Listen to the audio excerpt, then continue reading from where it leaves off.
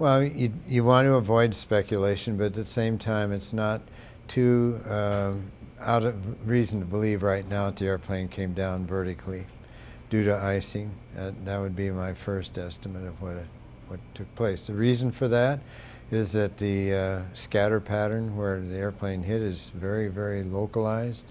Took out only one home, didn't take out a neighborhood or anything else. So it had to be coming down vertically to do that.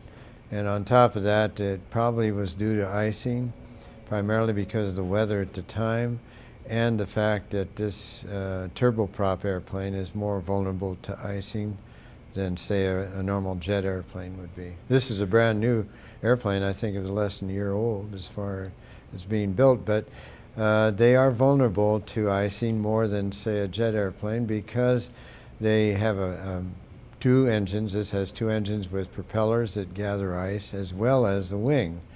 And the wing, if it picks up ice, will lose the ability to have lift to keep the airplane flying. What airplane needs, any airplane needs, air flowing over the wing smoothly. And what happens in icing conditions with rime ice, R-I-M-E, rime ice, it will make very rough the leading edge of the wing. And the wing has what we call de-icing boots on it. They're made out of rubber. They have little mechanical agitators behind the rubber, and they can be turned on to break off the ice and cause it to get away. But if it isn't turned on, now we don't know whether she had de-icing on or not. We don't know if it was on, whether it failed, or whether it was just not effective.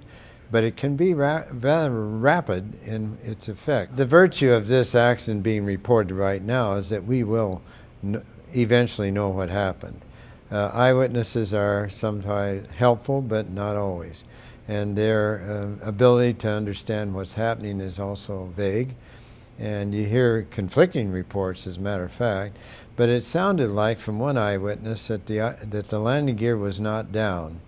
So if it was not down, then this aircraft was coming in on approach, hadn't yet reached a place where they extend the gear, and therefore went vertically from that very point down.